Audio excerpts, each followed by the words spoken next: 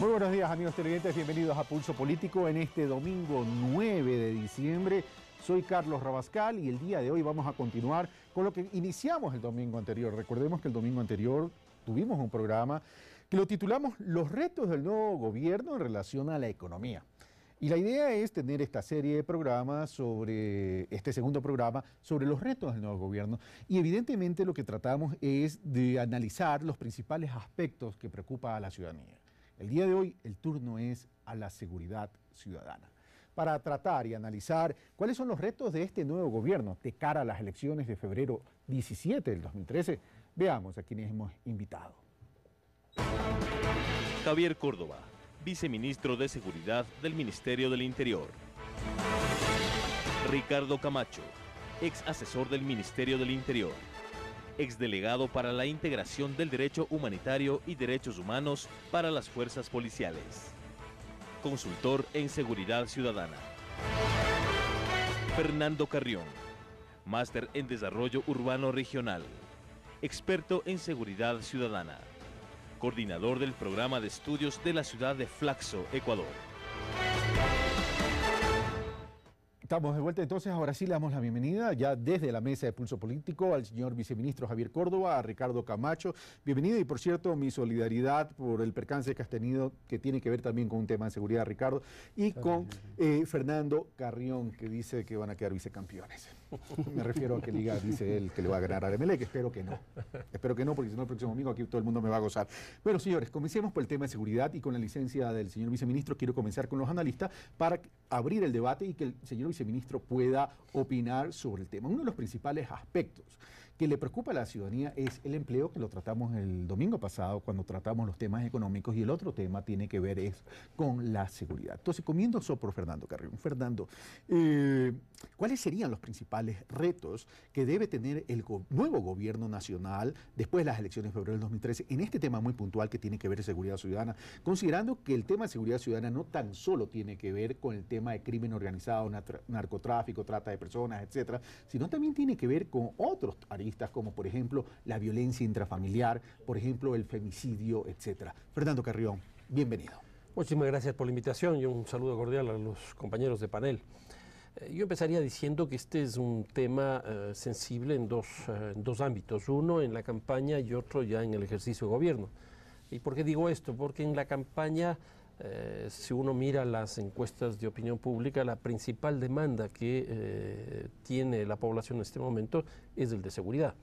Entonces la impresión que yo tengo es que la mayoría de los candidatos o todos los candidatos se van a volcar a plantear algunas alternativas frente a este tema. Ahora, ¿qué es lo que ocurre generalmente en épocas de campaña electoral? Como la población demanda más seguridad, y más seguridad es entendida como más policía y mano dura, en muchos de los casos de los candidatos esto es lo que van a ofrecer. Yo recuerdo dos campañas electorales en un mismo país, el caso de El Salvador, que fue muy interesante. El primer candidato que gana las elecciones ofrece mano dura y el que le seguía, el siguiente... el segundo. El que llega a ser presidente en la siguiente ocasión, ofrece super mano dura. O sea, no fue suficiente la mano dura, sino la super mano dura. Y entonces me parece que esto es lo que va a ocurrir también en esta campaña electoral, y como de alguna manera esas van a ser las ofertas de campaña, en el ejercicio de gobierno van a tener que traducirse en acciones de gobierno. Ahora, obviamente que hay como yo diría dos áreas o dos tipos de violencia fundamentales que el Ecuador desgraciadamente está viviendo en este momento. La una, que es absolutamente vinculada al tema del narcotráfico, con las vinculaciones de carácter internacional, los delitos colaterales que tiene. Entonces habría que plantear una política frente a esto. Y la segunda es la que tiene que ver, llamémoslo así, con los delitos comunes, los delitos que se producen en el espacio público, como la violencia política, la violencia pública. Que esta es el robo, el hurto, también es la violencia intradoméstica, la violencia de género, la violencia contra los niños, etcétera. Y entonces, obviamente que hay que plantear dos políticas porque los hechos son absolutamente distintos. Ok, estos temas los vamos a desarrollar a lo largo del programa y vamos a comenzar por el tema del crimen organizado y puntualmente el tema del narcotráfico para después pasar a las otras tipologías de delitos. Pero comencemos primero con esta introducción al tema y voy con Ricardo Camacho. En épocas de campaña electoral el riesgo es que se politice el tema, es decir, que hablemos de propuestas de políticas y estrategias públicas para luchar contra la inseguridad, está bien, pero si ya entramos a la politización del tema de cara a obtener votos, generamos un problema generamos una percepción equivocada en cuanto a la responsabilidad con que tenemos que trabajar el tema. Pero este tema de tan solo tratar la inseguridad con super mano dura, significaría entonces más policías en la calle, más armas en la calle y más penas en el Código Orgánico Integral Penal que se está discutiendo en la Asamblea Nacional. Ricardo. Bueno, muy buenos días, un cordial saludo al señor viceministro, Fernando, a ti, Carlos, por tu solidaridad. Yo creo que a los 8 candidatos a la presidencia de la República les espera una gran campaña en el sentido de prepararse o ya tener unos conceptos claros de políticas públicas. Yo hasta el momento he escuchado a varios candidatos en diferentes medios de comunicación y no he escuchado conceptos sostenidos de políticas públicas de seguridad. Tal vez algún candidato habla de traer un experto internacional y más bien yo veo que el presidente Correa, que encabeza las encuestas según tenemos entendido, maneja unas políticas públicas que lo ha venido realizando desde hace varios años. Mira, Carlos, este gobierno como nunca antes ha fomentado a la Policía Nacional un cambio, tiene los segundos mejores sueldos de América Latina. Tú hablabas del equipamiento, se les dio las armas Glock, aquí está el señor viceministro, 28.000 armas Glock, que son una belleza de arma, y una serie de equipamientos de criminalística, etcétera. Yo creo que habrá que ir caminando hacia esa reestructuración que empezó el gobierno en la Policía Nacional y que se suspendió lastimosamente el 30 de septiembre por hechos conocidos. Habrá que recuperar eso y ver qué dicen los candidatos con respecto a la labor de Fuerzas Armadas, con respecto a apoyar la seguridad ciudadana, no a reemplazar a la policía. En el tema de gobiernos locales no hemos trabajado absolutamente nada en temas de seguridad, o salvo muy pocos municipios. Yo creo que esto es fundamental desarrollarlo durante todo el programa. Solo para precisar, Ricardo, antes de pasar al señor viceministro Javier Córdoba, ¿tú crees que ha faltado articulación en este tema de las políticas y las estrategias públicas en relación al tema de seguridad? Yo creo que ha existido una gran voluntad política del presidente Correa de trabajar en el tema de seguridad. Pero no todo pasa por voluntad. Sí, yo creo que ha habido algunos impedimentos y yo creo que habrá que tomar decisiones muy firmes del nuevo gobierno que asuma para ese gran cambio cualitativo en la policía. O sea, no podemos seguir con una policía judicial como la tenemos ahora, donde el 60% de los casos se caen porque no existen las pruebas eficientes. Mire el mismo caso del señor Lagartija, este joven que participó supuestamente en la muerte de un hincha. Entonces tenemos que caminar, saltar hacia una policía científica, rehabilitación social, etcétera. En algún momento voy a hablar del señor que tú llamas alias Lagartija, porque lo conocí personalmente cuando fue directivo del Emelec y sí puedo dar fe del señor. Señor viceministro, coincide con lo expuesto hasta ahora, como en esta parte introductoria al tema, dice Fernando, dice, en plena campaña política corremos el riesgo de que solo propongamos mano dura. Y el problema de proponer mano dura es que cuando se llega al gobierno o se continúe en el gobierno, sigamos con esa filosofía de incrementar acumulación de penas, poner más cárceles, poner más gente en la cárcel, etcétera, etcétera. Pero hoy, ¿cómo está el mundo? Y con todas las influencias de un crimen organizado cada vez más rico, con más dinero que mueve, no habrá cárceles en el mundo como para sacar a todos los delincuentes de cualquier tipo de delito y meterlos en la cárcel. Y por otro lado, esa no es tan solo la solución. Pero el otro tema pasa por lo que dice Ricardo Camacho. Existe la voluntad, pero todavía no logramos articular. Una de las pruebas palpables es el tema de los municipios. Los municipios y los gobiernos autónomos descentralizados ya no se terminan de enganchar en una política de articulación, en esta política, es decir, no terminan de articular esta política de seguridad. No solo es el municipio de Guayaquil, sino en general, señor viceministro. Carlos, buenos días. Un saludo a Fernando, a Ricardo. Yo coincido plenamente, pero iré un poco más allá. En nuestro criterio debemos enfrentar y los desafíos del próximo gobierno, sin duda, en mi criterio, es continuar un trabajo importante que ya se lo ha iniciado. Y decía que voy un poco más allá porque sin duda creo, y nosotros hemos actuado con mucha firmeza y con mucha mano dura respecto al crimen organizado, a las bandas delincuenciales que han operado en nuestro país. Cito simplemente ejemplos del trabajo que se hizo con los choneros, desarticular una banda importante, el trabajo que se hizo acá en la ciudad de Quito con la banda de las Mamas Luchas, de Marías Luisas, que habían operado durante más de 20 años y que no había existido esa voluntad y esa decisión y esa mano dura de actuar.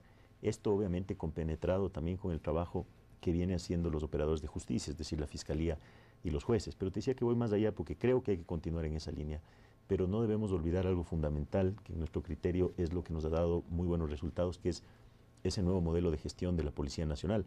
Más allá de efectivamente lo que decía Ricardo, el trabajo y el esfuerzo que ha hecho este gobierno por equipar a la policía que efectivamente cuando llegamos al gobierno ni siquiera 10.000 de los 40.000 miembros tenían su arma de dotación. Fue este gobierno el que ha entregado absolutamente a todos los miembros de la Policía Nacional su arma de dotación, su equipamiento, infraestructura con la construcción de unidades de policía comunitaria a nivel nacional, vehículos. Pero lo fundamental para nosotros, como te decía, es el modelo de gestión. Y el modelo de gestión es primero tener servicios descentralizados. Estamos en este año inaugurando 400 unidades de policía comunitaria a nivel nacional, pero en el transcurso de los próximos años deberemos inaugurar 1.885. Y eso se enlaza justamente con lo que tú acabas de comentar, que es el trabajo también con los gobiernos autónomos descentralizados, con los diferentes municipios. Ellos sin duda tienen que enlazarse en este trabajo que está haciendo el gobierno central, porque la seguridad es un tema, y como siempre lo hemos dicho, sin rehuir a nuestra responsabilidad principal, pero es un tema de todos, es decir, necesitamos trabajar en equipo no solamente desde el gobierno central, sino con los gobiernos seccionales. Nosotros creemos y estamos convencidos que este modelo de gestión, esta policía más cerca de la ciudadanía, recuperando esa confianza que vemos también de la ciudadanía en la Policía Nacional, el apoyo de los gobiernos seccionales, el tener el servicio totalmente descentralizado, es decir, que en cada uno de los circuitos y los subcircuitos que se han determinado a nivel nacional, cada uno de los sectores tengan su unidad de policía comunitaria, tengan esa cercanía a la policía y sin duda una policía totalmente capacitada, preparada, equipada en temas no solamente del trabajo operativo, los convenios que hemos firmado, por ejemplo, con la Universidad Central para títulos de tercer nivel a los miembros de la Policía Nacional y con una parte que es fundamental y que nos vamos a enfocar también, que es una autodepuración de la policía, depurando de los malos elementos. Yo creo que es el camino adecuado para efectivamente tener los resultados que todos esperamos. Y en esta articulación no solamente son los GATS, que son los gobiernos autónomos descentralizados, sino también tiene que ver fiscalía, jueces, etcétera.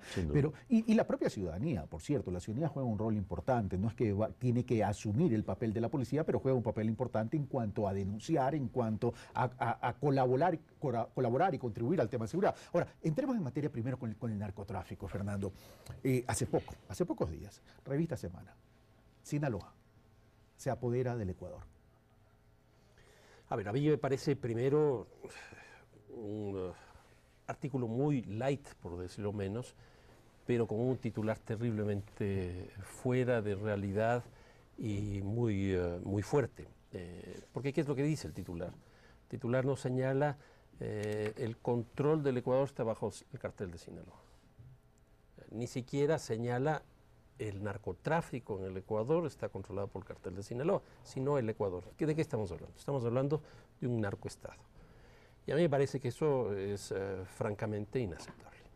¿Y por qué digo esto? Porque si desde Colombia nos tratan así, yo creo que es cuestión de ver las cifras. ¿A qué voy con esto? El primer productor de coca del mundo es Colombia. Más o menos 900 toneladas de cocaína por año. Se supone que por el Ecuador pasan alrededor de un 20% de esa tonelada. En otras palabras, el 80% de la producción colombiana no pasa por el territorio ecuatoriano. En segundo lugar, se dice que el Ecuador es el lugar donde se logra la articulación de los mercados internacionales del narcotráfico, pero además el de las armas. Y aparece una cifra en Semana en que se señala que la droga que pasa por el Ecuador es de más o menos $5.000 millones y que se produce no una monetarización de la venta de la droga ecuatoriana, sino una trueque con armas. 5.000 millones de dólares es una cantidad muy grande en términos de armas anuales que ni siquiera el mercado colombiano es capaz de absorberlo. ¿Qué significa esto? La producción principal de coca del mundo está en Colombia. La segunda cosa, la principal demanda de armas irregulares está en Colombia. Entonces uno llega a una paradoja. La oferta colombiana de drogas y la demanda de armas colombiana resuelta por un tercer país, un segundo país, el caso de Ecuador. Es algo fuera de realidad. Incluso a mí me parece que en esto el gobierno debería ser muy drástico, porque no es posible que se maneje de esa manera la información, porque se está desinformando y se está generando en las relaciones de Ecuador-Colombia un sonido que no es el más aconsejable. Ahora, de ahí a negar que el cartel de Sinaloa está acá, yo creo que hay una gran distancia. Obviamente yo creo que el cartel de Sinaloa, el cartel del Golfo, los Zetas, en términos de hablar de los carteles mexicanos, están acá adentro. Simplemente es cuestión de ver las avionetas que han caído acá, que son un número de 3, mientras en Colombia eso es por año. Incluso los submarinos que han descubierto en Colombia en este año, solo en la zona de Tumaco llegan a 7. Y cada submarino de esos lleva más de 6 toneladas, que es una cantidad mucho mayor que las avionetas que supuestamente sirven para mostrar este control del cartel de Sinaloa sobre el Ecuador. Ahora, solo una precisión en relación a lo que acabas de mencionar en cuanto al artículo de la revista Semana, que lo consideras light y que dices que el titular no guarda relación con el desarrollo del texto, porque en cuanto a que es light. ¿Tú creerías que esto responde a una estrategia? Porque, coincidentalmente, esto sale en medio de una campaña electoral y, por otro lado, sale cuando están en plena discusión este famoso documental Retratos del Padre de la Patria, donde ha generado más de una polémica, y si uno lo ve y uno ata el artículo, dice, ¿podría haber coincidencias? Pues a mí sí me preocupa el momento, pero probablemente no con la coyuntura ecuatoriana y mucho más con la coyuntura colombiana. ¿Por qué digo esto? Este rato Colombia está en un proceso de negociación de acuerdos de paz, probablemente con el grupo político, militar, etcétera, más fuerte de Colombia, fuerte de América Latina, que es la FARC. Así es. Y entonces están queriendo rodear desde ciertos sectores, por ejemplo, del uribismo, de ciertos elementos como para que ese proceso no se produzca. En otras palabras, la paz en Colombia tiene muchos enemigos. Este artículo, más bien dicho, este titular de este artículo de la revista Semana, me parece que es un mensaje mucho más hacia Colombia que hacia Ecuador.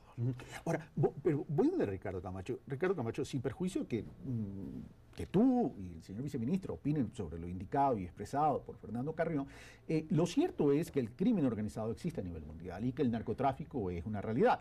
900 toneladas se dice, produce Colombia, y que el 20% pasa por territorio ecuatoriano. Esto significaría 180 toneladas, sin contar pues producciones de otros lados. Eso significaría entonces que el Ecuador tiene ahí un reto. El Ecuador ha ido avanzando en la captura de droga, si no me equivoco, de lo que va el año van 44 toneladas, si no me equivoco, y es una cantidad, puede sonar 44 un número pequeño, pero en términos de toneladas eso es tremendamente bastante, y cuando hablamos que pasa por 180 toneladas aparentemente, que es el 20% de la producción colombiana por territorio ecuatoriano, uno dice, bueno, pero es que aquí no solo hay el tránsito. El tema es que para algunos a lo mejor ya hay la producción y para otros el tema también pasa por el lavado de activos. Entonces ahí tenemos un problema no solo del producto llamado narcotráfico, sino también de la concurrencia de ecuatorianos que caen en estos brazos o en este facilismo de enriquecimiento ilícito rápido. Sí, bueno, yo coincido con Fernando en que el titular de la revista Semana es perverso, diría yo. Yo no diría light. Yo creo que la palabra light te queda muy suave, mi querido Fernando. No, yo no me refiero al titular, yo me refiero al contenido del artículo, porque no se logra demostrar absolutamente nada, y en cambio el titular sí tiene una expresión política muy clara. Muy clara. Coincido con el arquitecto Carrión, yo creo que el titular lo que da a entender es que es un Estado que está narcotizado, pues entonces Fuerzas Armadas, Policía, Justicia, la Asamblea Nacional, los periodistas, los analistas estamos contaminados de narcotráfico, y eso no es así. Yo creo que... O sea, que puede haber infiltrados es una cosa, y de ahí que esté tomado es otra. Hemos tenido inclusive un comandante provincial de Esmeraldas de la policía que está implicado o estuvo implicado en narcotráfico. Y como dice el arquitecto Carrión, no se puede tapar el sol con un dedo. O sea, que tenemos presencia de los carteles de la droga, sean mexicanos o menos que colombianos, pero más mexicanos, en el Ecuador es innegable. Mire, no sé si son 42 o 44 toneladas, señor viceministro. 42 toneladas. 42 toneladas. Según la revista Semana son 47. Pero creo que más sabe el señor viceministro que la revista Semana. Entonces, las 42 toneladas, Carlos, ha hecho un gran trabajo la Policía Antinarcóticos. Pero si tú comparas con el año 2009, el Ecuador logra capturar 68 toneladas. Pero ¿qué significa que estas 42 toneladas? Hay dos lecturas. Una, un buen trabajo de narcóticos, sin mayor apoyo internacional, o sea, sin DEA, sin bases de manta, etcétera. Se hace un muy buen trabajo, pero lo que se dice internacionalmente es que solo se captura más o menos el 10%, el 90% de la droga sí logró salir del Ecuador. Entonces estaríamos hablando más o menos que el callejón de la droga salió 380 toneladas por Ecuador. Pero en Colombia sale el 100%. Por supuesto. Y si tú tienes acá el tema de contenedores, tienes 120.000 contenedores que salen del puerto de Guayaquil. Si solo revisas tú del 2 al 2.5% aleatoriamente, porque es imposible hacer todos los contenedores, unos son por chivatazos, otros son por denuncias, otros son por inteligencia, es donde capturamos el tema de la droga. Yo creo que el problema del país no es que se haya ido a la base de Manta, ni es que ni el gobierno no está haciendo el trabajo, es que geográficamente somos el punto más apetecible para que las lanchas rápidas vayan hacia los buques madres o vayan hacia Centroamérica llevando esa droga. Y cuando hablas geográficamente, ¿te refieres Manta, Manabí y Manabí, Esmeraldas? ¿O más Manabí? Más Manabí, y como lo sabe el arquitecto Carrión, tenemos ahí un ingreso de drogas, especialmente por la frontera norte en Esmeraldas. Él maneja muy bien este tema, el tema de los rastrojos, que se lo viene desde Colombia hacia Esmeraldas, el tema San Lorenzo. Pero yo veo que la provincia de Manabí es la que realmente es donde sale la gran afluencia de droga hacia el exterior. Y yo veo que hay un esfuerzo del gobierno nacional, pero es donde tú te preguntas, ¿no? ¿Cuál es el rol de las Fuerzas Armadas frente al tema del narcotráfico? Y la idea no es que nuestras Fuerzas Armadas dejen de prestar su función principal, que es la soberanía nacional, ni queremos convertirles a nuestros señores soldados ni a nuestras Fuerzas Armadas en policías. Lo que queremos es robustecer a la policía. El éxito de la policía, yo siempre he dicho, es el éxito de los 14 millones de ecuatorianos. Solo un enfermo mental podría ser el fracaso de la policía. Pero hay que preguntarnos de los 8 candidatos, ¿cuál va a ser el nuevo rol de las Fuerzas Armadas frente a un crimen organizado? Pero bueno, eso es un tema que los candidatos tienen que responder, pero hablemos también con el viceministro en relación a todo esto. Es decir, a ver, queda claro la posición de Fernando y de Ricardo sobre el artículo de semana, sin perjuicio que usted pueda opinar también, señor viceministro, sobre el tema. El tema es que, si bien no estamos de acuerdo con ese artículo, sí hay una realidad, y una realidad que el Ecuador tiene una ubicación estratégica y en consecuencia apetecible para el crimen organizado en este punto específico de tráfico de drogas o narcotráfico. Pero el narcotráfico no solo es la venta de la droga, el narcotráfico tiene que ver con lavado de activos. Y la pregunta es, si queremos luchar de forma eficiente contra la comercialización de la droga, tenemos que darle donde más les duele, que es el dinero, que es el dinero producto de esa comercialización y el dinero que tienen que formalizarlo de una u otra manera en la economía del país. Desde ese punto de vista, ¿allí hay una tarea pendiente, señor viceministro? Comienzo simplemente por un pequeño comentario respecto a lo que salió en la revista Semana. A mí no me queda la menor duda de que efectivamente, como tú mencionaste o sugeriste, hay una intencionalidad y una estrategia política que ya la vemos venir en el momento en el que Ecuador está viviendo, el momento político, este famoso video que cuenta más de lo mismo sobre el presidente, porque inclusive con los datos y que mencionaba Fernando, son aproximadamente 900 toneladas, es el primer productor de cocaína en el mundo, de droga, tiene la mayor también plantaciones, son alrededor de 60.000 hectáreas plantadas en Colombia y en el Perú, de los cuales aproximadamente 20% pasan por el Ecuador, hablamos de 180 toneladas. Y se ha hecho un trabajo importante en este año, aproximadamente son 42 toneladas las que se han incautado, no solamente en el Ecuador. Parte de esas, alrededor de 10 toneladas, se incautaron en territorio en Europa, pero con operativos de inteligencia que salieron de nuestra policía, por eso lo consideramos. Esa droga ya había salido, pero fue el trabajo de inteligencia de nuestra policía la que en coordinación con las policías de Holanda y Bélgica lograron esta captura. Pero lo que voy es que efectivamente, y de ese porcentaje que siempre se estima de un 10% que se incautaría, estamos hablando que nosotros estaríamos incautando alrededor del 30%, es un monto superior. Pero más allá de eso, para nosotros lo fundamental, primero, es efectivamente seguir trabajando, seguir dando estos resultados en apoyo siempre de la ciudadanía y de las diferentes instituciones. Pero concuerdo contigo, tenemos que ir un poco más allá y lo estamos ya haciendo. Hay que golpear a estos grupos, por decirlo de una manera común, donde más les duele, y es efectivamente en los activos, es en el dinero. Se ha incluido ya en el proyecto de Código Integral Penal que está en discusión en la Asamblea ciertas modificaciones precisamente que nos permitan atacar y combatir de mejor manera el lavado de activos. No solamente hay que combatir y efectivamente desarticular las bandas delictivas que operan en el país, sino también hay que atacar la parte del financiamiento, porque inclusive nosotros hemos determinado o denominado una pirámide que opera alrededor de las bandas delictivas. Y efectivamente, si bien en la cúspide de la pirámide están las bandas de narcotráfico, pero de esas mismas bandas de narcotráfico y precisamente por el financiamiento van generándose bandas intermedias, como por ejemplo los choneros, e inclusive más abajo bandas que operan en las ciudades en delitos menos fuertes, por decirlo de alguna manera, como el robo a personas, pero que de alguna u otra manera también están vinculados con las bandas de narcotráfico porque se nutren del financiamiento y del lavado de activos de estas bandas de narcotráfico para sus operaciones. Porque este dinero comienza a bajar. Exactamente, ese dinero, que por eso denominamos como una pirámide, que viene de la cúspide del narcotráfico, comienza a bajar hacia diferentes bandas delictivas, y lo digo entre comillas, que quizás no presenten o ante la ciudadanía, la opinión pública, no es lo mismo la banda de los topos que acabamos de desarticular en los valles de Cumbayá y de Tumbaco, que operaban en robo a domicilios, quizás no tiene la misma consideración o importancia que el cartel de Sinaloa, sin duda, pero tienen una vinculación con el narcotráfico porque es ese dinero que baja desde los grupos de narcotráfico hacia diferentes instancias de estas bandas organizadas. Vemos también en temas, por ejemplo, importantes como la minería ilegal, que justamente funciona y trabaja con dineros del narcotráfico. Que termina siendo lavado activo.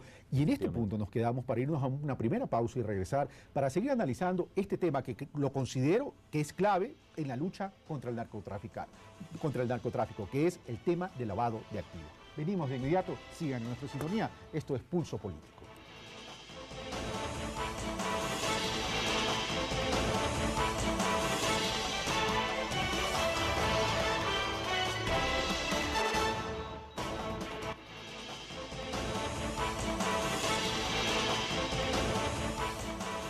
Estamos de vuelta, amigos televidentes, esto es Pulso Político, estamos con el señor viceministro Javier Córdoba, viceministro del Interior Javier Córdoba, Ricardo Camacho, experto en seguridad, y Fernando Carrión, también experto en seguridad, conversando sobre uno de los principales aspectos de preocupación de la ciudadanía, que es el tema de seguridad ciudadana, y estamos discutiendo el tema del narcotráfico, uno de los principales temas que debe traer propuestas de los 8 candidatos en cuanto a qué se debe hacer para luchar contra este crimen organizado. Fernando Carrión, cerramos el bloque con el señor viceministro Javier Córdoba y uno de los principales ejes, yo le había preguntado, es el tema del lavado de activos. Percepción de Carlos Rabascal es que en este tema hay mucho que hacer y que todavía no lo hemos hecho y que es el tema clave porque si nosotros le damos en la parte del dinero, en la parte financiera del negocio del narcotráfico, estamos restringiendo, disminuyendo la comercialización del producto, es decir, estamos poniendo más barreras. En ese sentido, ¿cuáles son las tareas pendientes que tiene el Ecuador en este tema? A ver, yo lo que diría es que obviamente se requiere una reforma, llamémoslo así, de todo el sistema penal. ¿Y a qué me refiero con sistema penal? A la policía, a la justicia y a la cárcel, que algo de eso se está llevando a cabo. Y entendiéndose como justicia no solo jueces, sino leyes. Sí, exactamente, exactamente. Ahora, eso no es suficiente. Yo creo que con una coyuntura delictiva como la que se está viviendo en general en América Latina, donde el gran peso del conjunto de los delitos provienen principalmente del narcotráfico, hay que cargarle mucho a ese tipo de estructura delictiva. ¿Qué significa esto? Que no es suficiente solo el sistema penal, que a esto se requiere, por ejemplo, política económica. Y aquí vamos entrando en el tema que tú planteas. De la información que yo tengo, la unidad de análisis financiera en la época de Iturralde, cuando él estuvo presidiendo, Gustavo Iturralde, él planteó que en el Ecuador se lavaban alrededor de 2.200 millones de dólares. ¿Qué significa eso? Si uno le compara respecto al PIB o respecto a la estructura del presupuesto nacional, pues si bien es una cantidad significativa, no es tanto, pero si le comparamos en términos de la suma del presupuesto del municipio de Quito y la suma del presupuesto de Guayaquil, la cosa es distinta. Ahí tenemos exactamente la misma cantidad de los dos presupuestos, o sea, es una cantidad verdaderamente grande. Ahora, ¿cómo se maneja esto? Yo creo que no es exclusivamente con política económica interna, sino también con política económica, llamémosla así, mundial. El gran lugar de lavado de activos no es en una economía tan pequeña como la ecuatoriana, sino principalmente lo que se ha llegado a llamar los paraísos fiscales. Es impresionante ver en este momento de la economía mundial el peso, el rol y la cantidad de recursos económicos que manejan estos paraísos fiscales. Y allá va recursos de impuestos que no se pagan, de corrupción, de mercados ilegales y de, obviamente, de narcotráfico. Y una observación. Y dineros que van a los paraísos fiscales que se te los devuelven a los distintos estados para financiar proyectos de Estado. Sí, es lo peor. duda. Sí, exactamente. Entonces, yo creo que ahí se necesita esto. Y doy un paso más. Así como se necesita política económica internacional frente a esto, se necesita que el Ecuador tenga política exterior frente al tema. Yo creo que si el Ecuador no tiene política exterior frente a uno de los sectores de la economía más significativos que hay en la hora actual, se estima más o menos entre 500 y 600 mil millones de dólares que se mueve a nivel mundial alrededor del narcotráfico, pues el Ecuador está rescindiendo una buena posibilidad. ¿Y cuál sería esa política exterior que tiene que definirse? Por ejemplo, yo creo que aquí UNASUR, y de hecho se está trabajando muchísimo en UNASUR. Parametrización de políticas y estrategias claras a nivel de la región. Hay muchas cosas, por ejemplo, el tema legislativo, el tema legal.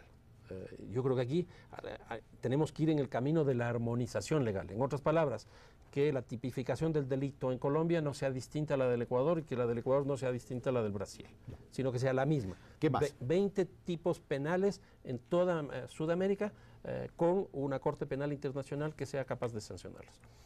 En segundo lugar, yo creo que es imprescindible crear algo así como existe Interpol, que es la policía internacional, pero una policía sudamericana. Y yo creo que eso también es absolutamente necesario para que esa policía sudamericana sea capaz de perseguir los delitos penales que han sido previamente definidos en cada uno de nuestros países y que haya la posibilidad de generar intercambio de información. Una tercera cosa que creo que es imprescindible es generar inteligencia común en los 10 países que forman parte de UNASUR. Entonces, yo creo que UNASUR tiene que ser un elemento clave. Y a partir de UNASUR, nosotros podemos decirle al mundo mucho más cosas de las que podemos decirle nosotros absolutamente solos.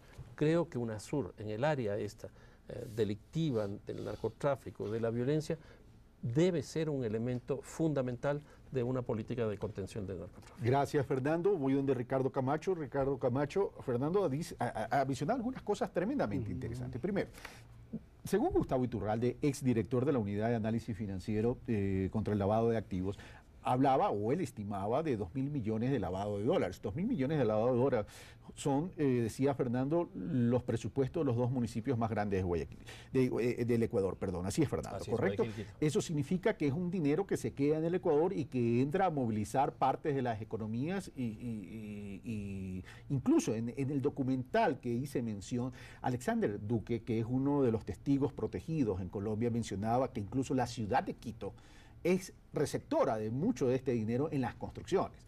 Eso lo dice el documental, eso no lo dice él, no está probado, pero también se escuchan los rumores en la calle. Entonces esto es importante siempre profundizar, investigar y descartar o aceptar si es que es verdad. Pero el tema es que hay que ser uno de los mayores problemas es no reconocer el problema. Entonces tenemos que ser muy francos en ese sentido. El otro tema, Ricardo, es, y que plantea Fernando Carrión, del cual yo coincido, es armonizar políticas y estrategias públicas. Habla de armonizar legislación a nivel de UNASUR, de los países miembros de UNASUR, una policía sudamericana, inteligencia común de los 10 países, y tú mencionabas algo fuera de cámaras, es fortalecer y potencializar o reestructurar esta unidad de análisis financiero contra el lavado de activos.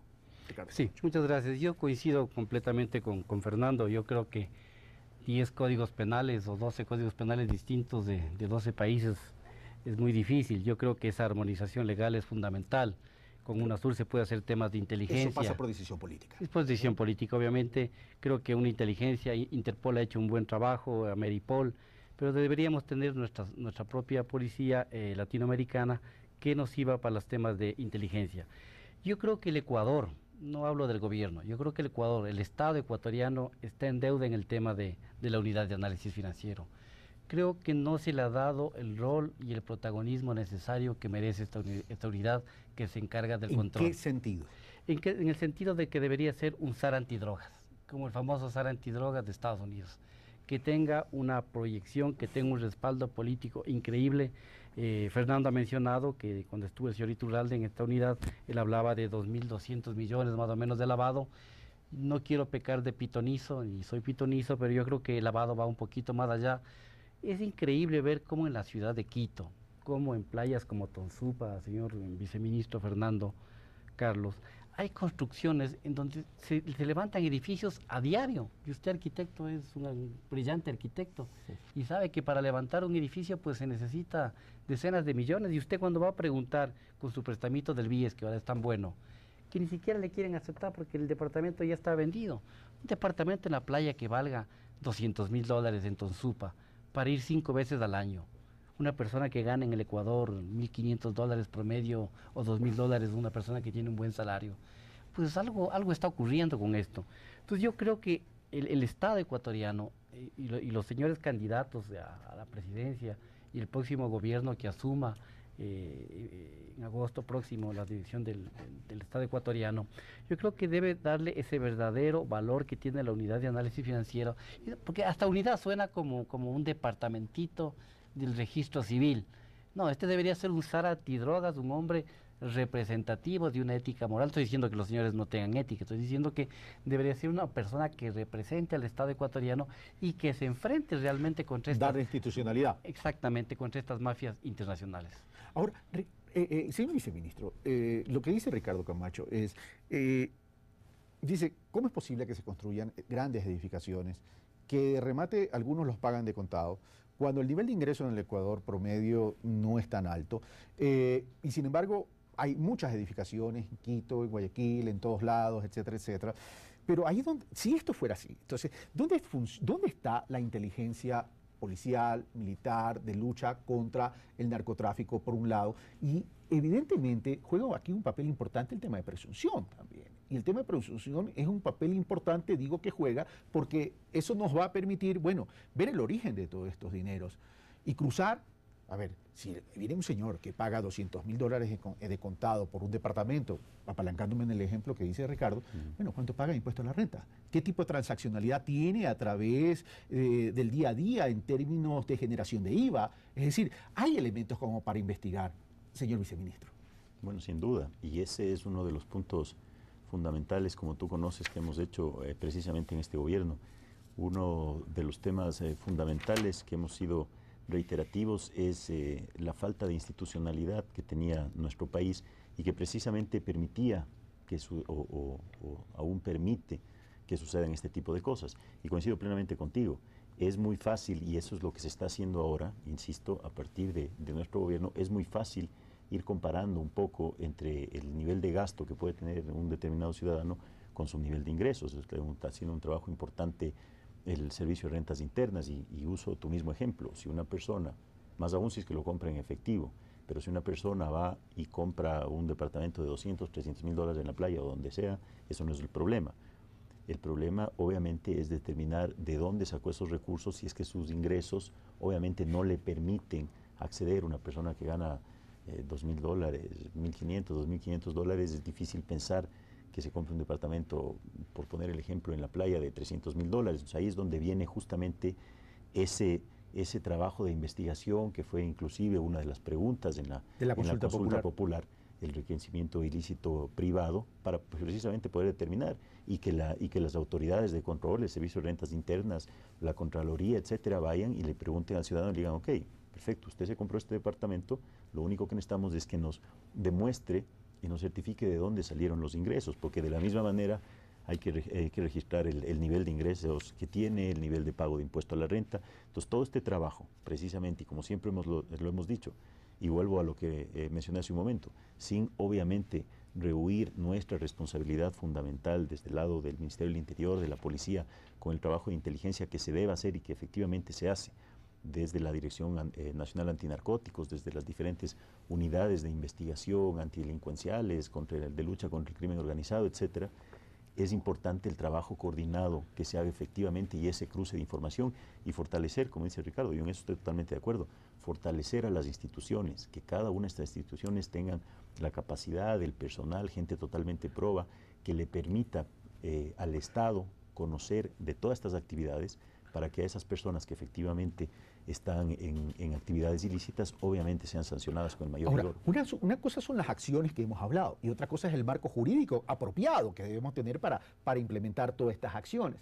En el Código Orgánico Integral Penal que se está discutiendo y se está debatiendo en la Asamblea Nacional, ¿qué está incluyéndose en relación a este tema específico, señor viceministro? Bueno, el Código Integral Penal que nosotros, obviamente que se lo presentó, que está presentado ya a la Asamblea Nacional, para nosotros como gobierno es fundamental porque precisamente tiene en su gran mayoría todas las herramientas necesarias que nos van a permitir, no solamente obviamente a los operadores de justicia, desde el lado investigativo, a la policía, el poder desarticular justamente a las personas, a las bandas que operan bajo ese manto de impunidad que desafortunadamente aún lo tienen. Si es que nosotros no logramos efectivamente cerrar ese círculo de impunidad, que es lo que actualmente sucede en muchos de los casos, difícilmente vamos a tener una solución definitiva. Como te había mencionado hace un momento, ahí existen ya temas fundamentales para poder atacar el lavado de activos, para poder combatir al lavado de activos, para pegarles a los delincuentes donde más les duele, que es en el dinero, y romper obviamente ese flujo financiero que es el que permite mantener estas operaciones.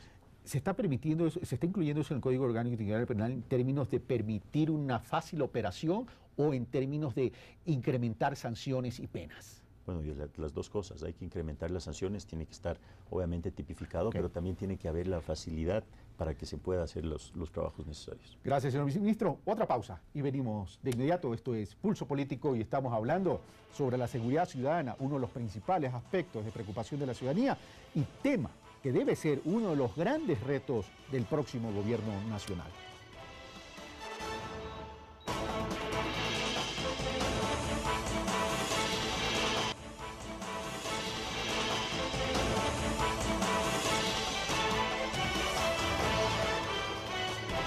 Estamos de vuelta, amigos televidentes, en Pulso Político. Estamos con Javier Córdoba, viceministro del Ministerio del Interior y de Seguridad, con Ricardo Camacho y Fernando Carrión, expertos en seguridad, discutiendo uno de los principales aspectos de preocupación de que tiene la ciudadanía, que es el tema de seguridad ciudadana, y uno de los principales retos que debería tener el nuevo gobierno una vez que sepamos cuál es la voluntad popular en las elecciones del 17 de febrero del 2013. En los dos primeros bloques hablamos del narcotráfico, pero ya en este tercer bloque vamos a hablar de otros temas relativos a la seguridad y tiene que ver con los otros tipos,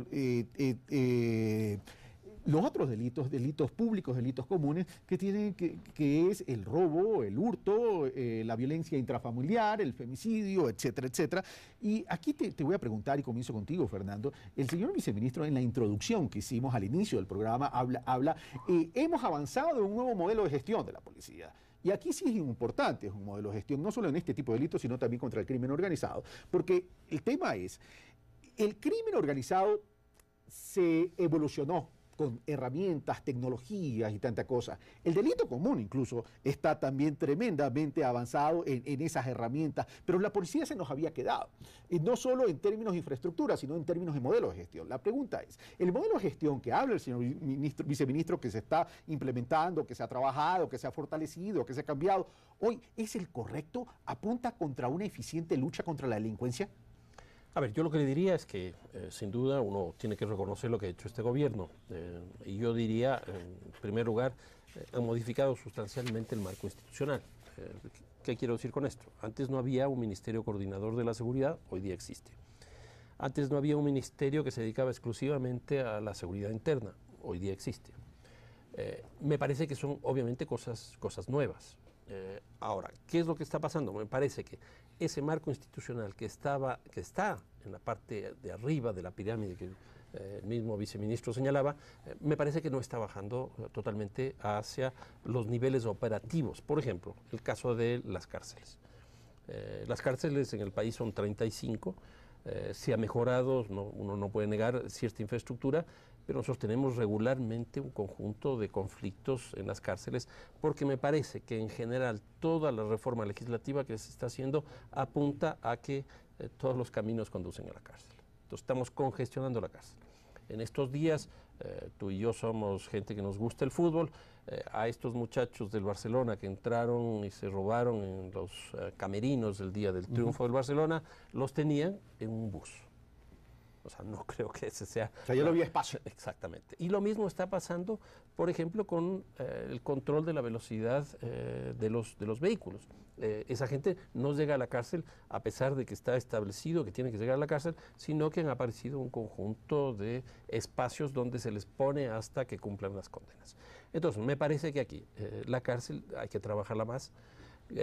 Javier, y en esto yo sí quisiera decirles una cosa: el hecho de que se crea que sometiendo a prisión a estas bandas se las desarticula, yo creo que no es cierto. Quizás no es cierto parcialmente. Quizás el ejemplo más interesante es lo que está pasando en este último tiempo en San Pablo, en la ciudad de San Pablo, en Brasil. El primer comando de la capital, que es una de las organizaciones más fuertes que tiene San Pablo, opera desde la cárcel. Entonces yo creo que ahí tienen que trabajar mucho ustedes, porque no solo es el primer comando de la capital ¿cómo se llama?, en San Pablo, sino que eso tenemos nosotros en Venezuela, tenemos en Guatemala, tenemos en México, tenemos en Colombia, que eso es lo que está ocurriendo. Entonces me parece que hay que trabajar el sistema carcelario, pero paralelamente al sistema carcelario, obviamente el Código Penal Integral me parece que es una salida interesante, pero me parece que hay que buscar penas alternativas. A mí me parece nuevamente, seguir pensando exclusivamente en la cárcel como el lugar de destino para los delincuentes no es lo más adecuado. En tercer lugar, yo sí veo problemas todavía con la policía. Lo que hemos tenido este último tiempo nuevamente con el fútbol, por ejemplo, lo que ocurrió con este hincha del Barcelona en el puente de la Unidad Nacional, la impresión que yo tengo es cómo es posible que la policía lleve armas a esos lugares. Yo creo que ni siquiera en las marchas políticas hoy día se recomienda el uso de armas. Y otra cosa más, no solo que lleve armas en ese tipo de eventos, sino que adicionalmente es, ¿qué pasó con las cámaras? Exactamente, con las cámaras, por ejemplo, del ECU 911. Pero siguiendo con esto de la policía, a mí me parece que hay una tendencia en el gobierno hacia la policía comunitaria, que me parece muy bien. Pero yo no entiendo por qué todavía tenemos el regimiento Quito para 3.000 personas, por ejemplo. Y estamos hablando que el 30 de septiembre acá ya son más de 2 años. 3.000 personas en el regimiento Quito era obviamente en un momento como el 30 de septiembre un lugar para que el presidente no vaya. Si nosotros no teníamos el regimiento Quito, el presidente no hubiera ido. ¿Por qué? Porque si nosotros dividimos estas 3.000 personas, no sé, para 100 unidades de policía comunitaria, para 200 unidades de policía comunitaria dispersas, obviamente que había un control del territorio más eficiente. Creo que la policía también tiene algunos problemas internos, porque esto del regimiento viene de una lógica militar, tiene que desmilitarizarse la policía. Ok, vamos a donde Ricardo Camacho, el mismo tema del modelo de gestión. Bueno, y yo creo que coincido bastante con Fernando en el tema de desmilitarizar a la Policía Nacional, y creo que ha habido importantes esfuerzos. Yo creo que lo más lamentable en estas últimas semanas ha sido el anuncio de retirar estos uniformes que se mandó a hacer a los policías, estos 42.000 uniformes para los señores policías, hombres y mujeres, que se destiñeron y se dañaron por la mala tela durante un mes y medio. Pero más que se haya dañado los uniformes, lo que me duele es que hemos vuelto al modelo del camuflaje nuevamente. O sea, todo ese gran esfuerzo de la nueva doctrina policial, todo ese gran esfuerzo de separarnos del modelo militar, del UPC que habla Fernando, de los grandes regimientos, se destruyen y se caen y todo queda un poco en el papel y no desciende un poco a los instrumentos policiales o a las bases policiales. Daría como que los mandos policiales, ¿qué palabra podría utilizar? Como que le dan un poco de gusto al gobierno, ¿no? Con las ideas de la nueva doctrina, los derechos humanos, pero cuando hay que aterrizar en ese gran cambio estructural de la policía. Mire, las medidas de confianza, Carlos y señor viceministro Fernando, nos hemos quedado hace 30 años. En el código, en la Ley de Identidad y Seguridad Ciudadana que manda el Ministerio del Interior, no aparece el polígrafo. O sea, se olvidan de poner el polígrafo como medida de confianza. No aparece el DHP, que es del histórico entre patrimonio versus salario. Como tú decías, viceministro, un señor policía o un señor civil que gane $1.800 y que se compra 2 departamentos, pues algo está ocurriendo. Entonces, yo creo que esas medidas de confianza hay que volverlas a recuperar en la policía. El tema de la policía que se investigue a sí mismo. Si no les gustó las declaraciones del señor Halston en el año 2010, del relator de las Naciones Unidas para ejecuciones extrajudiciales, que en su informe final, en el punto 5, dice, la policía que se investigue a sí mismo debe llegar a su fin, le tenemos al señor Garzón. O sea que hay para todos los gustos y sabores, los que no son muy de la ONU, pero tenemos al señor Garzón. El señor Garzón, en sus 38 recomendaciones, ha dicho claramente que asuntos internos debe ser una función independiente. ¿Te refieres a Baltasar Garzón? Al señor Baltasar Garzón, exactamente, al veedor internacional, para independizar el tema de asuntos internos. Señor viceministro, su respuesta ante estas inquietudes y críticas, por cierto, al modelo de gestión. Bueno, nosotros en el primer tema, hemos tenido la enorme responsabilidad y confianza, me refiero siempre como parte del equipo del ministro Serrano, y la confianza, decía, del presidente de haber estado en 2 ministerios claves. Antes, hasta el mes de mayo del año pasado, estuvimos justamente en el Ministerio de Justicia y ahora en el Ministerio del Interior. Menciono esto justamente por los centros de rehabilitación social y coincido plenamente. Sin duda que la solución no es únicamente detener a las personas que están infringiendo la ley y pues llevarlos a un centro de rehabilitación, peor aún en las condiciones en las que aún se encuentran un porcentaje importante, sino precisamente qué podemos hacer con ellos, cómo efectivamente los rehabilitamos.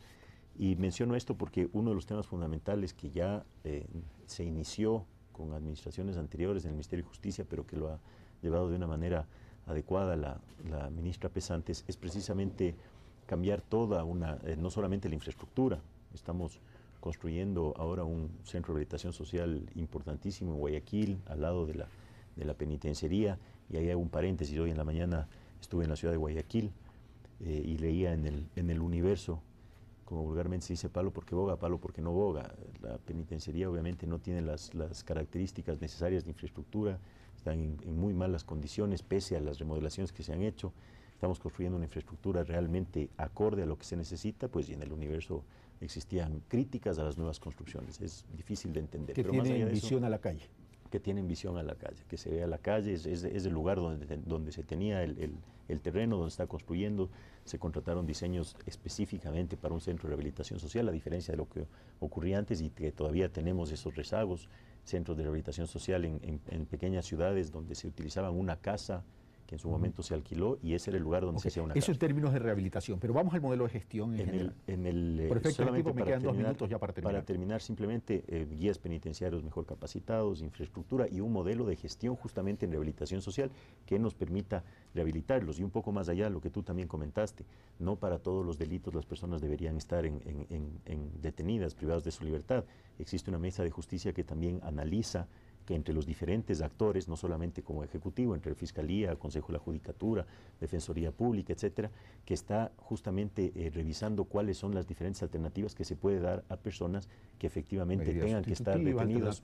Vamos a brazalete, etcétera, etcétera. Y en cuanto a lo que dice Fernando y Ricardo, en ese concepto de policía militar, grandes regimientos suena a cuarteles militares. Hoy el gobierno habla de las unidades de policía comunitarias, acercar la policía a la comunidad, etcétera, etcétera, pero como que no se ha reformado todavía este concepto global de militarización de la policía. No, yo diría que sí, y ese sin duda, estamos todos plenamente de acuerdo. Uno de nuestros discursos claves y que siempre lo hemos llevado a la práctica es justamente esa policía más ciudadana, más cercana a la ciudadanía y menos militarizada. Y concuerdo plenamente contigo. Aún permanece el regimiento Quito porque obviamente es un proceso y no podemos construir 1.885 unidades de policía comunitaria a nivel nacional en un año. Eso lo vamos a hacer donde está el regimiento Quito. Habrá una unidad de vigilancia comunitaria, que es obviamente una unidad más grande que una unidad de policía comunitaria. Sin embargo, esos 3.000 personas tendrán que salir a este nuevo modelo de gestión, es decir, estar en sus unidades de policía comunitario más cerca de las ciudadanías. Y retomando solamente en un minuto lo que mencionaste tú de los uniformes, no es que se haya perdido ni se ha echado a perder. Efectivamente hay un problema que lo estamos trabajando, que se ha denunciado como ministerio a la Contraloría, inclusive a la Fiscalía, para determinar si es que hay responsabilidades penales en el caso de la tela de los uniformes que fueron de mala calidad y que se descoloraron muy rápidamente, pero en el nuevo contrato de uniformes y el modelo justamente de ese uniforme, ya no camuflaje, ya no militarizado, sino de una policía mucho más ciudadana, se va a mantener sin duda. Me queda un minuto, conclusiones. Fernando Carrión, Ricardo Camacho y el señor viceministro. En un minuto los tres. No, yo creo que este es un Meta tema, el gol en los descuentos. Este es un tema fundamental que el gobierno tiene que ponerle mucha atención porque sin duda las tasas siguen creciendo. Creo que la de homicidios ha caído un poco, pero de robos y hurtos al patrimonio todavía se mantiene. Si no se diseña una gran estrategia nacional e internacional frente al tema, desgraciadamente vamos a seguir con este problema. El tema pasa por el tema internacional, diseñar estrategias internacionales, creería yo. Ricardo Camacho. Yo creo que si los 8 candidatos presidenciales no tienen un discurso serio, no tienen un pronunciamiento sobre políticas públicas, va a ser muy difícil que puedan ganar la presidencia de la República. El tema de fondo va a girar la economía, por supuesto, pero lo que van a reclamar los ciudadanos son políticas claras de cuál va a ser los instrumentos que va a tener el nuevo gobierno hacia la seguridad ciudadana. Economía y seguridad van por lo cierto por el mismo camino a veces. Señor viceministro. Seguir, sin duda, para nosotros seguir con el modelo, una policía más cercana a la ciudadanía, las unidades de policía comunitaria, servicios descentralizados, cercanía y trabajo no solamente con los ciudadanos, sino con las diferentes instituciones, con los operadores de justicia, con las diferentes autoridades locales, seccionales, precisamente es lo que nos va a dar los resultados positivos. Muchas gracias, señor viceministro. Hemos estado, amigos televidentes, con Fernando Carrión, Ricardo Camacho y el viceministro del Interior, Javier Córdoba, con quien hemos conversado sobre la seguridad ciudadana, uno de los principales aspectos de preocupación de la ciudadanía y uno de los retos importantísimos del nuevo gobierno luego de las elecciones del 17 de febrero del 2013. Esto fue Pulso Político, soy Carlos Rabascal y el próximo domingo tendremos una entrevista con el señor presidente de la Asamblea Nacional Legislativa, arquitecto Fernando Cordero. Un fuerte abrazo, los espero el próximo domingo.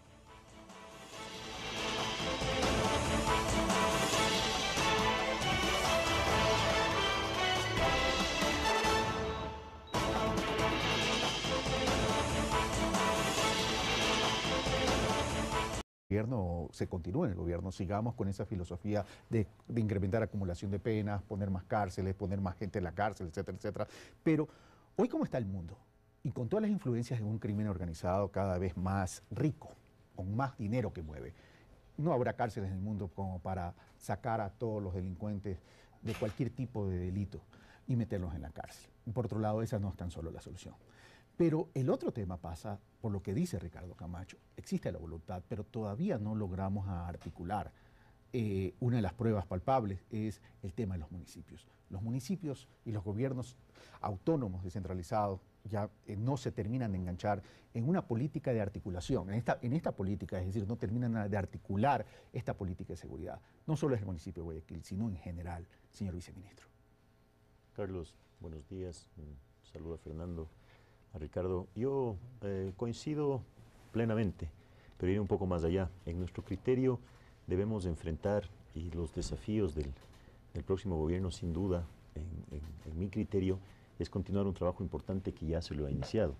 Y decía que voy un poco más allá porque sin duda creo, y nosotros hemos actuado con mucha firmeza y con mucha mano dura respecto al crimen organizado, a las bandas delincuenciales que han operado en nuestro país. Cito simplemente ejemplos del trabajo que se hizo con los choneros, desarticular una banda importante, el trabajo que se hizo acá en la ciudad de Quito con la banda de las Mamas Luchas, las Marías Luisas, que habían operado durante más de 20 años y que no había existido esa voluntad y esa decisión y esa mano dura de actuar Esto obviamente compenetrado también con el trabajo que vienen haciendo los operadores de justicia, es decir, la Fiscalía y los jueces. Pero te decía que voy más allá porque creo que hay que continuar en esa línea, pero no debemos olvidar algo fundamental, que en nuestro criterio es lo que nos ha dado muy buenos resultados, que es ese nuevo modelo de gestión de la Policía Nacional.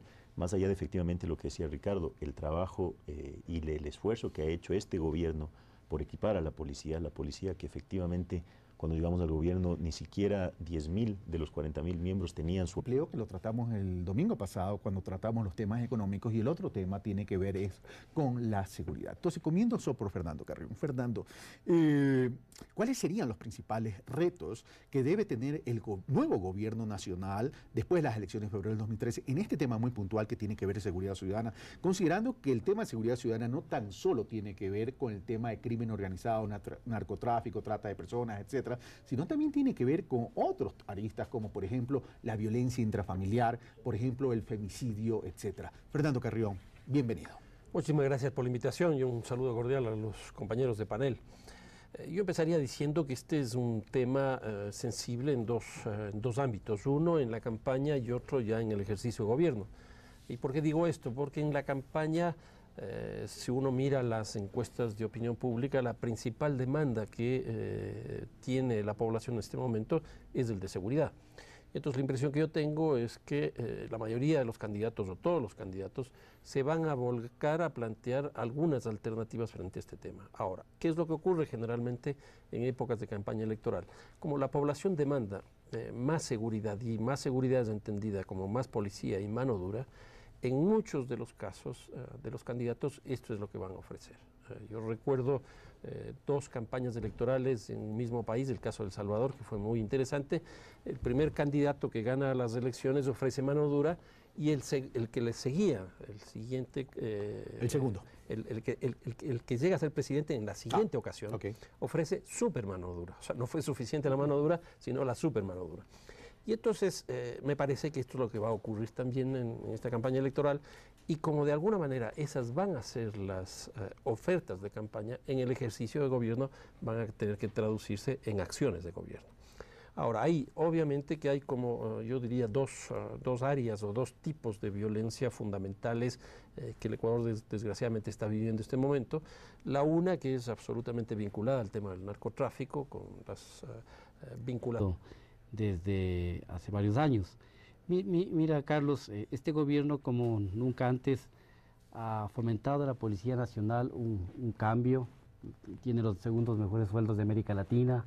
Tú hablabas del equipamiento, se les dio las armas Glock, aquí está el señor viceministro, 28.000 armas Glock, que son una belleza de arma, y una serie de equipamientos de criminalística, etcétera. Yo creo que habrá que ir caminando hacia esa reestructuración que empezó el gobierno en la Policía Nacional y que se suspendió lastimosamente el 30 de septiembre por hechos conocidos. Habrá que recuperar eso y ver qué dicen los candidatos con respecto a la labor de Fuerzas Armadas, con respecto a apoyar la seguridad ciudadana, no a reemplazar a la policía. En el tema de gobiernos locales no hemos trabajado absolutamente nada en temas de seguridad, o salvo muy pocos municipios. Yo creo que esto es fundamental desarrollarlo durante todo el programa. Solo para precisar, Ricardo, antes de pasar al señor viceministro Javier Córdoba, ¿tú crees que ha faltado articulación en este tema de las políticas y las estrategias públicas en relación al tema de seguridad? Yo creo que ha existido una gran voluntad política del presidente Correa de trabajar en el tema de seguridad. Pero no todo pasa por voluntad. Sí, yo creo que ha habido algunos impedimentos y yo creo que habrá que tomar decisiones muy firmes del nuevo gobierno que asuma para ese gran cambio cualitativo en la policía. O sea, no podemos seguir con una policía judicial como la tenemos ahora, donde el 60% de los casos se caen porque no existen las pruebas eficientes.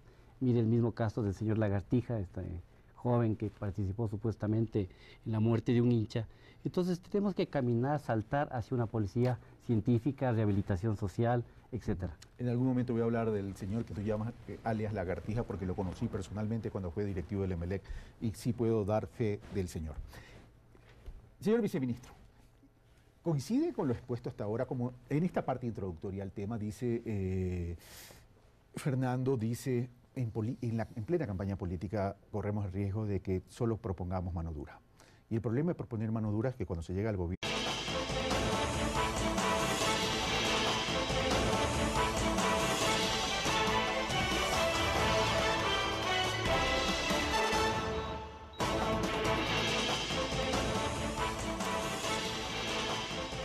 Muy buenos días, amigos televidentes, bienvenidos a Pulso Político en este domingo 9 de diciembre.